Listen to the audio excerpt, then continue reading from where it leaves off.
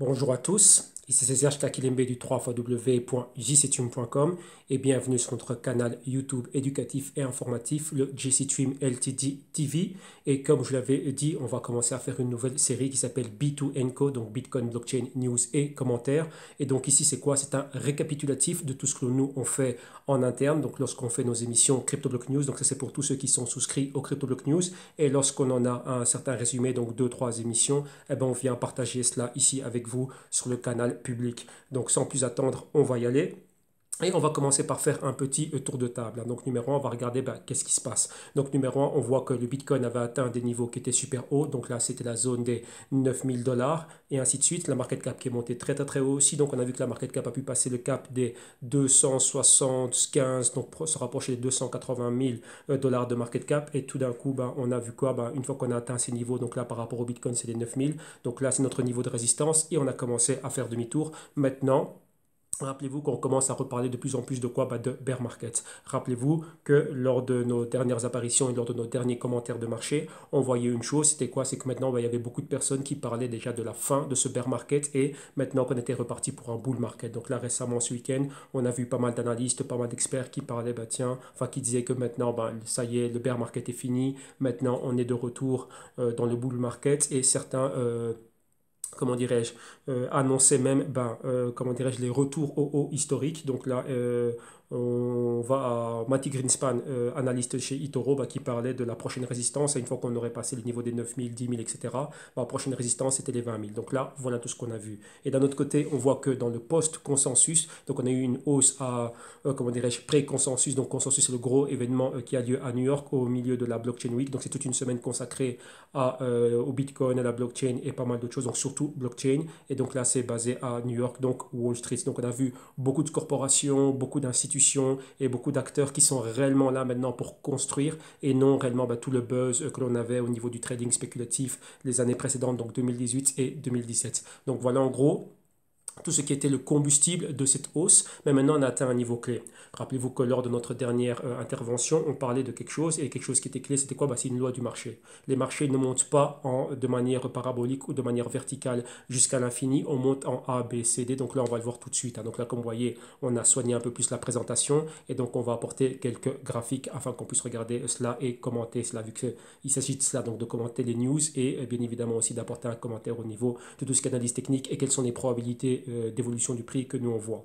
Donc d'un autre côté, pour en revenir par rapport à tout ça, donc il y a eu, comment dirais-je, toute cette génération, on va dire, de volume haussier et on a vu le Bitcoin commencer à monter très très très très haut. Rappelez-vous que malgré cela, enfin, même pas malgré cela, mais en parallèle à cela, qu'est-ce qu'on avait? On avait aussi tous les hacks, tous les problèmes qu'il y avait dans l'écosystème. On s'est dit, tiens, ça n'a pas été réglé. Donc là, notamment, on pense à tout ce qui est Bitfinex, tout ce qui est Tether, etc., etc.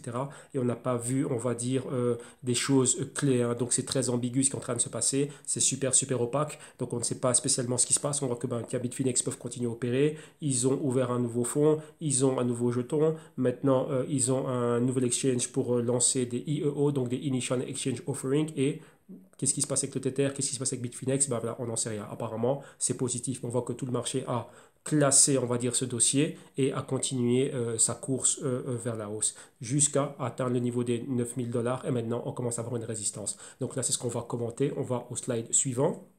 Et qu'est-ce qu'on voit ici? On voit que maintenant que la market cap est en dessous des 250 milliards de market cap, comme vous voyez ici à l'écran. Et lorsqu'on regarde ce qui se passe dans les dernières 24 heures, on voit un BTC qui, comme on le disait, hein, qui plus est, n'est plus dans la zone des 9000, mais maintenant est en dessous des 8000 dollars et on est au niveau des 7700.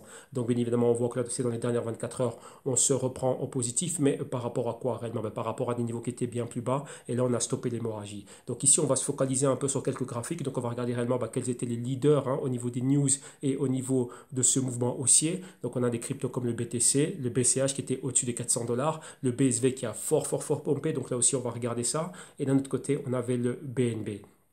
Donc nous, on va se concentrer sur ces quatre cryptos et on voit que l'écosystème, tiens, on est en train de se récupérer, on est dans le vert, mais on n'a plus les niveaux que l'on avait il y a, on va dire, plus ou moins un peu moins de 10 jours. Hein. Donc le BNB, lui, était proche des 35 dollars, Litecoin était beaucoup plus haut, donc au-dessus des, comment dirais-je, des 110 dollars. Il y a eu des grosses news pour IO, c'est pour TRX, donc ça, on commentera cela ce week-end, mais on va se focaliser sur ces gros mouvements. Donc d'un autre côté aussi, on avait Ethereum aussi, qui se rapprochait d'un fois qui était au-dessus des 250 dollars, atteindre les 260, 270, ça dépend des exchanges, et maintenant revenir en dessous des 250 dollars. BTC, comme on l'a dit, rejeté aux 9000 et maintenant en dessous des 8000 dollars. BCH, donc le Bitcoin Cash, en dessous des 400 dollars et BSV monté fortement. Donc c'est déjà mieux que les niveaux qu'ils étaient. Rappelez-vous ils avaient une performance qui était en dessous des 100 dollars et réellement faire du 100% et du 200% en quelques jours. Donc là, on va voir exactement pourquoi. Donc maintenant on continue et on va apporter un commentaire aussi par rapport à la market cap. Et comme vous voyez ici, hein, la market cap était super haute. Donc là c'est des niveaux, donc là si on zoome hein, vraiment pour voir cela, comme vous voyez ici c'était des niveaux au-dessus ici des 270 milliards de market cap et maintenant on est ici aux alentours des 250 milliards de market cap. Qu'est-ce que l'on voit? Lorsqu'on regarde cela, on note un patron. Le patron que l'on voit c'est une épaule, une zone de tête et une zone d'épaule, et une autre épaule, donc épaule gauche, tête, épaule droite, et ça c'est un patron de retournement. Est-ce qu'on est en train de voir maintenant la market cap qui est en train de faire demi-tour et qui va revenir, on va dire, à des niveaux beaucoup plus normaux, même pas normaux, mais des niveaux en dessous des 250 milliards de market cap? Donc ça, c'est ce qu'on va voir. Hein. Donc là maintenant, on voit qu'on est vraiment à un niveau clé. Donc là, ici, on avait un escalier haussier, donc là c'est notre résistance. Maintenant, ici, on est revenu se poser sur le même niveau, donc les 250 milliards de market cap comme support. Si on va bien plus bas, on verrait tout aller, comment dirais-je, vers le bas. Si on regarde les performances, on voit ici les cryptos du top 10. On voit que dans les dernières 24 heures, on se récupère donc par rapport à la baisse qu'on a subie depuis le début de la semaine, donc lundi, mardi, etc. Weekly, on reste baissier dans certains cas, mis à part le BSV qui continue à monter. Tether, on n'est pas censé bouger, c'est stable, c'est par rapport au dollar. Stellar qui est en baisse et le Tron qui est en baisse. Et au niveau mensuel et au niveau trimestriel, les performances elles sont toujours bonnes. On a eu un bon au mois de mai. Rappelez-vous, hein, les événements consensus et tout ça et tout ça. Donc ça, c'est ce qui nous a permis de rester haussier. Lorsqu'on regarde un peu ce qui se passe au niveau de la volatilité, on voit que la volatilité est au rendez-vous. Donc là, c'est super volatile. Donc on va monter rapidement et très et puissamment, mais on va aussi corriger et avoir des retracements tout aussi violents. Donc voilà en gros ce qu'on peut apporter comme commentaire par rapport à cela. Maintenant, on va regarder un peu news, catalyseur, enfin même pas catalyseur, mais news réellement qui a impacté réellement ces cryptoactifs et voir maintenant, tiens, comment le prix a-t-il réagi. Numéro 1, lorsqu'on voit le Bitcoin, il y a beaucoup de choses. Hein. Donc rappelez-vous, on a vu tout ce qui se passait au niveau de la blockchain week.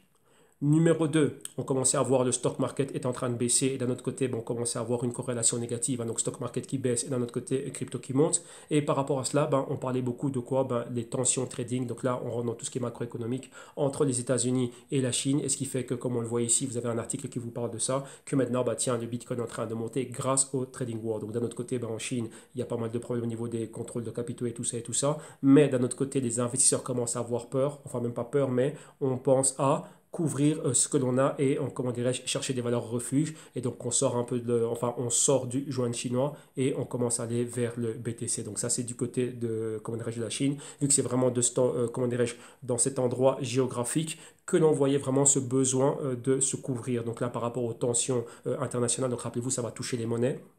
Donc tout ce qui est dénominé en yuan chinois et tout ce qui est dénominé en dollars américains. Donc d'un autre côté, ça, le Bitcoin ici est un stock de valeur. Donc là, on en profite. Donc là, on en profite comme stock de valeur et comme valeur refuge. D'un autre côté, on a le gold aussi et qui joue ce rôle. Mais avec le gold n'a pas eu des performances, comment dirais-je, extravagantes, pas aussi extravagantes que celles du Bitcoin. Et d'un autre côté, on voit que tiens, le Bitcoin en a fort profité. Mais tout cela jusqu'à atteindre le niveau des 9000 dollars comme on le voit ici. Et là, on a la moyenne mobile ici de 30 jours et on voit que maintenant, on est revenu toucher cette moyenne. La dernière fois qu'on était, on va dire, en relation et en interaction avec cette moyenne, c'était ici courant du mois de février, ou lorsqu'on était en dessous des 4000 dollars, et ici juste avant de décoller, donc rappelez-vous, le pré-consensus, c'est au mois d'avril, on voit beaucoup de volume haussier, boum, on est monté fortement, interaction avec la moyenne mobile, encore une fois on remonte au niveau du mois de mai, on voit ici à la mi-mai l'événement consensus, donc là un grand boom, poussé encore un peu plus haut, donc là, post-consensus atteint les niveaux des 9000, rappelez-vous avec tout ce qui est en train de se passer, donc là, à ce moment-là, on voyait le stock market qui était en baisse et les cryptos et bien évidemment le Bitcoin, ici, ça, surtout le Bitcoin, qui s'est vu bénéficier de cette migration de capitaux qui sortent hors du stock market et qui rentrent directement dans le Bitcoin. Donc voilà exactement ce que l'on a vu. Hein. Donc passer le niveau des 8000, retester les 8000, aller beaucoup plus haut. Maintenant on était éloigné, on va dire, de cette moyenne mobile de 30 jours et là on revient la toucher. Maintenant, qu'est-ce qui pourrait se passer? On s'attend à quoi réellement? Maintenant, on s'attend, tiens, est-ce que maintenant, qu'on est en train de corriger. Rappelez-vous ce qu'on a vu au niveau de la market cap, donc cette formation épaule tête épaule qui est un patron de demi-tour. Est-ce qu'ici ce retournement va se faire? Est-ce qu'on va replonger, donc maintenant évoluer en dessous de cette zone maintenant des 8000, donc on est déjà en dessous, on est au niveau des 7700, 7600, mais est-ce qu'on va continuer d'aller plus bas? Donc ça c'est la grande question qu'on se pose, hein. Avec cet escalier aussi, on avait une zone de résistance, donc la zone comprise entre les 5000 et les 6000. On pourrait voir maintenant les cryptos atteindre ce niveau-là. Maintenant, posez-vous une question. Quel impact cela aura-t-il au niveau psychologique? Comment est-ce qu'on va percevoir cela? Rappelez-vous que dans cette période-ci, on parlait de fin du bear market. Ça y est, maintenant tout va monter, c'est le nouveau bull market. Voilà, si ça, beaucoup de construction, beaucoup de capitaux, les institutions sont là, etc., etc.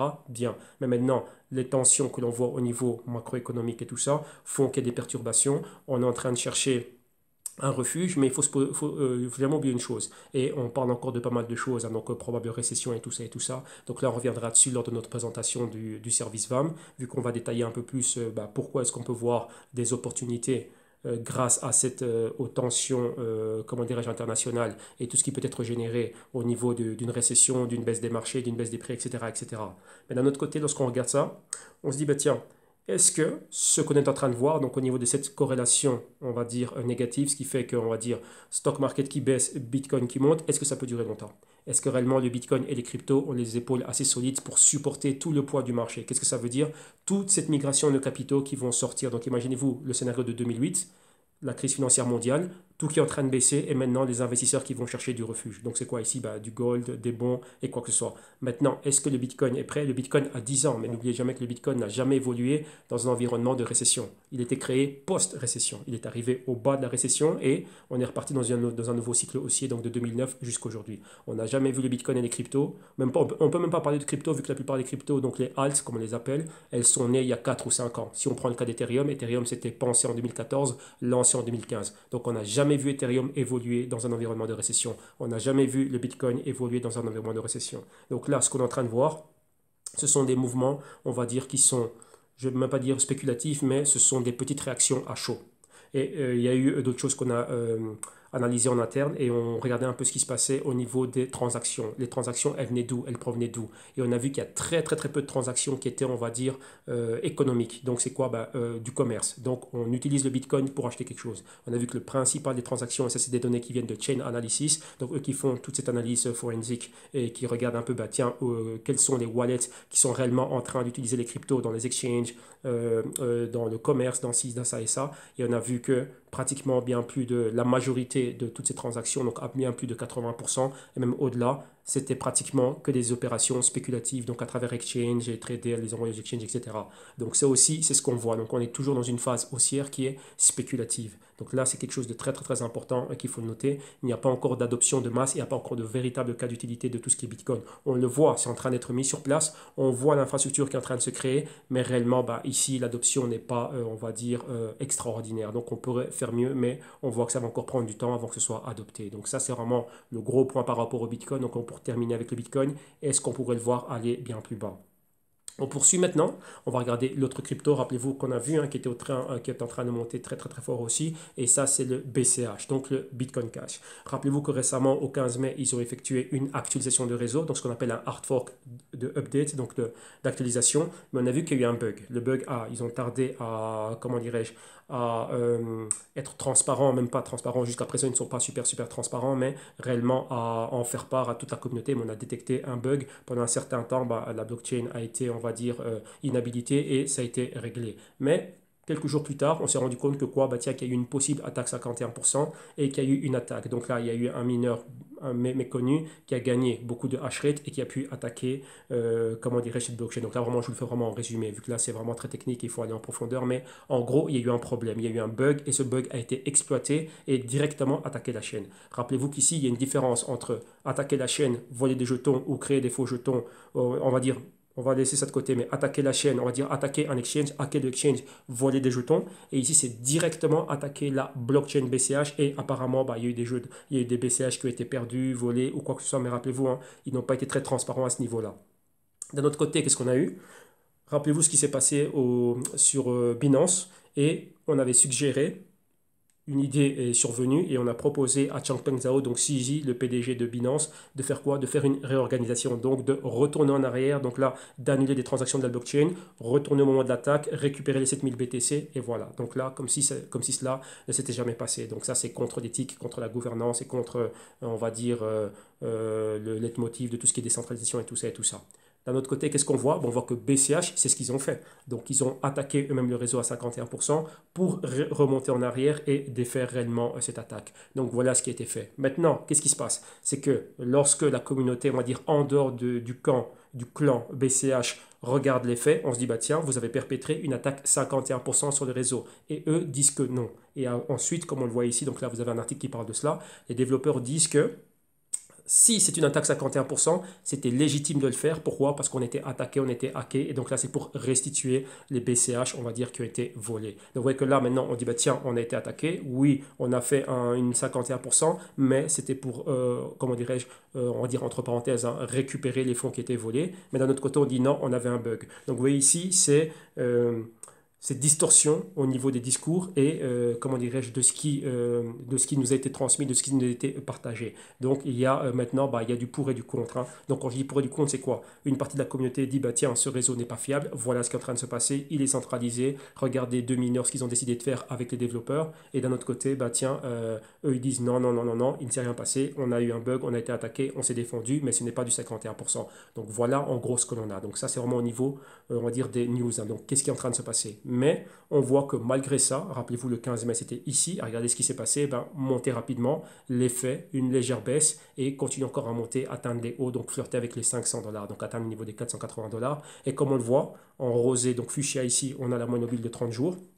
Vu que là on est en graphique weekly et on voit qu'on est en train de monter en escalier aussi, mais à chaque fois on revient et on a quoi? On a une interaction avec cette moyenne. Donc une fois ici, une deuxième fois là. Maintenant, comme on a vu avec le Bitcoin et comme on l'a vu dans tout l'écosystème crypto, est-ce que maintenant on va commencer à faire demi-tour et est-ce que maintenant réellement on va voir, bah tiens, toutes les cryptos retracées, rentrer en territoire de correction et voir ce qui va se passer après cela. Rappelez-vous qu'on a toujours les effets, hein, les effets d'engouement, les effets d'euphorie, du consensus et tout ce qui s'est passé et donc tout ce bull run que l'on a vu dans le crypto market. Donc ça c'est pour le BCH. Ensuite on va à Binance. Binance aussi comme vous pouvez voir, hein, donc depuis le début d'année qui était ici à des zones de, on voit quoi, ben, en dessous des 10 dollars, donc 6, 5 dollars, ils sont partis des 4,50 $. Et regardez la montée qu'on a eue maintenant, donc ça fait 6 mois, au mois de juin, pour atteindre maintenant, ben, flirter avec la zone des 36 dollars, retester ici la moyenne mobile de 30 jours aux alentours des 28 dollars. Mais qu'est-ce qu'on voit? On voit que depuis lors, ben, Binance est monté sans arrêt. Donc on n'a pas eu spécialement de retracement. Rappelez-vous, ici on est en journalier. Mais lorsqu'on regarde ça en graphique weekly, on voit pratiquement une montée comme ceci qui est parabolique et on ne voit pas de phase de retracement comme on a vu donc, un peu dans, comment dirais-je, dans les mouvements que l'on a eu dans tout l'écosystème. Maintenant, lorsqu'on voit ça, on se dit, bah, tiens, mais qu'est-ce qui se passe avec Binance? Rappelez-vous qu'eux aussi, ils ont été hackés. Là aussi, bah, tiens, ils ont décidé comment dirais-je, de ne pas réorganiser la blockchain Bitcoin vu qu'on leur a volé 7000 BTC. Justin Chen s'était proposé de couvrir cette perte, mais comme ils ont dit, ils avaient des fonds de sécurité et donc ils ont pu eux-mêmes, comment dirais-je, faire face à ce hack. D'un autre côté, qu'est-ce qu'on a? On voit que le Binance, maintenant, ils ont lancé leur Binance Chain, ils ont un DEX. Maintenant, on parle d'une stablecoin, comme vous voyez ici, l'article le dit qu'ils ont autorisé maintenant, enfin, ils ont lancé le margin trading, donc le trading sur marge, et il y a une stablecoin qui devrait arriver, donc là, probablement backé par rapport au backé sur le pound, donc le pound britannique. Et d'un autre côté, qu'est-ce qu'on voit? On voit qu'ils continuent encore avec les IEO, hein, donc les Initial Exchange Offering, donc ceci c'est en plein boom, et on voit réellement, bah tiens, que Binance, maintenant, il y a beaucoup d'attractions, hein. Donc il y a l'utilité pour le jeton BNB, vu que pour participer au IEO, il faut avoir le jeton BNB, donc on comprend d'où vient la demande. Rappelez-vous que tout ça aussi avec toute l'euphorie qu'on a dans l'écosystème crypto. Numéro 2, lancement du Binance Chain. Qu'est-ce qu'on a encore? On a dit quoi? Donc le Binance Chain, bah, le trading sur marge, le DEX qui est en train d'arriver, enfin beaucoup de choses. Et maintenant aussi, rappelez-vous que depuis qu'ils ont le Binance Chain, Binance est devenu une plateforme. Donc on a vu déjà pas mal de projets qui ont commencé à migrer. Donc il y a un projet qui ont dit, bah, tiens, maintenant qu'il y a Binance, on voit que la plateforme elle est pas mal. Donc on va rester en partie sur Ethereum et on va aussi transférer une partie de nos jetons sur le Binance Chain. Donc avec maintenant, bah, Binance commence à devenir aussi, enfin même pas commence à devenir, c'est devenu un compétiteur. Donc ils sont en compétition avec Tron, avec EOS et avec Ethereum aussi. Quoique eux ne veulent pas le dire, mais lorsqu'on a une plateforme qu'on peut émettre des applications décentralisées et qu'on peut émettre des contrats intelligents, bah, c'est ce que fait Ethereum. On joue dans les plateformes d'Ethereum, donc on est en compétition avec Ethereum et ça réellement bah, c'est ce qui est fait. D'un autre côté, on voit qu'il y a tout ça qui, comment dirais-je, ça, c'est tout ce qui entoure Binance et vraiment tout ce qui est en train de générer bah, tout ce volume, hein. Mais on voit quand même que la hausse est une hausse qui est très, très, très exagérée et on n'a pas eu vraiment un retracement significatif, hein. Donc, vous voyez ici clairement un patron d'escalier haussier, beaucoup de volatilité, atteint des niveaux qui sont super hauts. Donc, on avait dépassé les hauts historiques du Binance, c'était les 25-26 dollars. Aller au-dessus de ce niveau. Maintenant, on va voir bah, qu'est-ce qui va se passer. Est-ce qu'on va commencer à comment dirais-je, à évoluer en dessous de cette moyenne mobile, donc la moyenne mobile de 30 jours, donc un mois de trading. Donc on va voir est-ce qu'on va être en dessous. Vous voyez que ici, lorsqu'on avait atteint les 20 dollars, donc on avait atteint les 25, on a retracé pour atteindre les 20 dollars. Donc le niveau des 20 dollars, c'était une ancienne résistance et après, on a continué à évoluer. Bah tiens, maintenant, est-ce qu'on reviendrait retester les 24 dollars? Est-ce qu'on va continuer à évoluer? Mais rappelez-vous que tout ce marché est super, super surévalué, donc pas seulement Binance, mais pratiquement toutes les cryptos. Maintenant, bon, on verra bah, qu'est-ce qui va se passer et comment va réagir le Binance. Donc là, ici, j'ai vraiment tenu à parler des leaders de marché, donc vraiment ceux qui ont eu des mouvements super, super importants dans les derniers 10 jours. Et on termine avec le BSV. Donc le Bitcoin Satoshi Vision. Et ici, on voit que bah, là, la montée, elle n'est même plus parabolique, mais elle est verticale, hein. Donc là, passer pratiquement de 60 dollars pour atteindre ici pratiquement, bah, être, donc flirter avec les 260 dollars et avoir des clôtures aux alentours des 250 dollars. Donc ça, c'est immense, hein. Donc là, lorsqu'on voit la moyenne mobile, on regarde déjà comment c'était en train d'évoluer, pas de volatilité, pas de volume, rien du tout. Et regardez ici, tout d'un coup, boum, le volume qui est en train de monter depuis quoi? Bah, depuis la mi-mai, donc la deuxième quinzaine du mois de mai, directement bah, là en montée verticale et on le voit de 60 dollars, perforer les 100 dollars, perforer les 200 dollars et atteindre une zone clé des 260, enfin 250 dollars. Et maintenant, on est en retracement, on est aux alentours des 215 dollars, mais on est toujours au-dessus de la barre psychologique des 200 dollars. Maintenant, regardez où est cette moyenne mobile. Donc là, comme vous avez vu, là, il faut le comprendre, hein. Donc ceux qui avec moi, enfin en interne, et vous qui êtes adepte aussi de l'analyse technique, vous allez comprendre cela, surtout si vous utilisez les moyennes mobiles dans vos analyses. Bon, vous allez voir que les moyennes mobiles, elles attirent le prix comme un aimant. On ne peut pas rester indéfiniment éloigné de ces moyennes mobiles. Donc là, ou c'est la moyenne mobile qui va monter pour atteindre le prix, mais en même temps, le prix aussi va faire son parcours. Donc, qu'est-ce que ça veut dire ici? Beaucoup de volatilité. On a vu que la volatilité du BSV a atteint les plus de 100%. 112% en un mois, donc violent à la hausse, mais ça peut être aussi violent lorsque ça va aller vers le bas. Donc on doit s'attendre à tout. Maintenant, qu'est-ce qui a généré tout ça? Numéro 1, on a vu que Craig Wright a déposé le copyright aux États-Unis pour avoir bah, le copyright sur le nom Satoshi Nakamoto, le white paper, enfin surtout le, comment dirais-je, s'enregistrer comme étant lui qui est le créateur et l'auteur du white paper sous le nom de Satoshi Nakamoto et aussi avoir le copyright sur le code original du Bitcoin. Donc voilà exactement ce qui a été fait. Donc là, ça a généré beaucoup de buzz. Maintenant, on dit, bah tiens, est-ce que réellement, avec ça, ça prouve réellement que c'est Satoshi Nakamoto? Il y en a qui sont pour et beaucoup de détracteurs, donc tout le camp qui est opposé à cela, qui sont contre. D'un autre côté, il y avait le CoinGeek, donc l'événement à Toronto. Donc rappelez-vous qu'ils n'ont pas participé à l'événement consensus et tout ça, mais ils avaient leur propre événement et le boss, donc la personne qui est à la tête de CoinGeek, c'est le milliardaire Kevin Heyer qui lui est à la tête de CoinGeek, qui soutient aussi Enchain et qui est aussi un mineur très important à travers CoinGeek pour le BSV. Et là, comme vous voyez ici, il est apparu à Bloomberg pour parler et qu'est-ce qu'il a dit ici? Il a dit que tôt ou tard, donc dans le temps, vu que nous, au BSV, on est en train de travailler, le BSV va absorber toutes les autres cryptos. Qu'est-ce que ça veut dire? Le BSV va les annihiler en compétition. C'est-à-dire quoi? Bah, nous, on a la blockchain qui peut tout faire. Contrat intelligent, plateforme, blockchain publique pour les entreprises, tout ce que vous voulez. Donc là, c'est la blockchain par défaut et ça va être la meilleure. Elle va le prouver. Donc les autres blockchains vont disparaître. Donc voilà, en gros, ce qu'il a dit. Pourquoi? Bah, comme il le dit, d'autres entités et d'autres corporations, entreprises, lorsqu'elles vont utiliser les autres blockchains, elles vont se rendre compte des lacunes et des carences de ces blockchains. Donc automatiquement, il y aura une migration qui va se faire et cette migration va se faire vers le BSV. Donc voilà concrètement ce qu'il a dit. Donc tout ça, ça a alimenté le buzz, bien évidemment, et ça a alimenté aussi, ben, comme vous voyez ici, le pump des prix. On voit bien que les volumes ont été très conséquents et donc voilà exactement ce qui explique cette hausse de tout ce qui est BSV. Rappelez-vous que pour le moment, les marchés étant fort spéculatifs, ils ne réagissent qu'à ce genre de news. Donc des gros catalyseurs. Et là, bah, ça pump, ça en parle sur Twitter, ça fait des vidéos sur YouTube et tout ça et tout ça. C'est dans les blogs et partout. Et ensuite, boum, on voit ici bah, le FOMO qui se crée et boum, là, ça décolle et on voit ce genre de réaction. Mais maintenant, si on laisse tout ça de côté et qu'on revient, on va dire, et qu'on se base sur des principes simples et, comment dirais-je, standards on va dire de manière quand même assez académique, tout ce qui concerne l'analyse technique, eh ben, on ne monte pas de manière verticale, donc on monte en cycle ABCD. Donc là, on pourrait voir un retracement, mais comme vous le voyez ici, comme on l'a vu, hein, l'interaction avec les moyennes mobiles, juste celle-ci, celle de un mois, ben, le retracement peut être violent. Donc voilà exactement tout ce qui se passe. Donc rappelez-vous, ça n'empêche pas le projet d'être un bon projet, mais l'évolution du prix qu'on a eu, c'est excessif. Donc là, on est très, très, très, très haut dans la surévaluation. Maintenant, donc là, c'est tout ce que nous, on voulait partager avec vous. Comme je dis ici, donc on va en profiter de toutes les 48 heures, tous les 3 jours, faire un résumé de ce que nous, on fait en interne dans les Crypto Block News.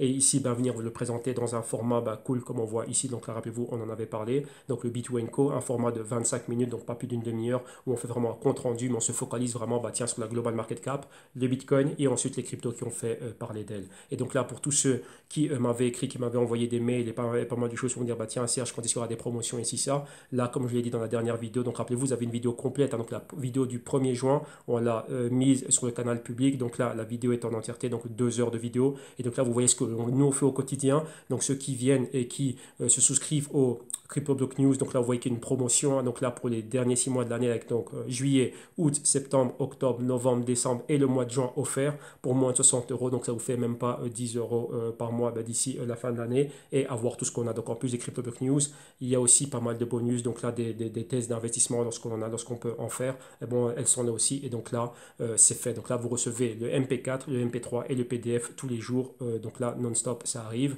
Donc voilà exactement ce que l'on fait. Donc ça, c'est pour cela. Ensuite, on a aussi la promotion pour l'abonnement mensuel. Donc maintenant, pour moins de 20 euros chaque mois. Donc là, vous le renouvelez vous-même. Et on a un abonnement trimestriel. Donc là, pour 3 mois. Donc maintenant, juin offert, juillet, août, septembre, ici. Donc là, voilà exactement ce qui est fait. Donc au lieu de 70 euros, là, vous l'avez pour moins de 40 euros pour 3 mois. Donc voilà exactement nous, tout ce que l'on fait. Et là, comme je vous dis, n'oubliez pas de venir et de visiter la page, donc le www.gestium.com. Si vous voulez nous écrire, là, ici, vous avez le mail, donc business@gestium.com, le numéro de téléphone en heure du bureau, donc tous les jours de 10 à 20 heures. Et donc là, ou bien vous remplissez le formulaire de questions et là on reviendra vers vous le plus rapidement possible. Donc voilà tout ce que j'avais à partager avec vous. Voilà un peu le format que l'on va avoir. Donc rappelez-vous, une fois que le travail est fait en interne, comme vous voyez là dernièrement, là c'est l'émission d'aujourd'hui et qui est en train de défiler.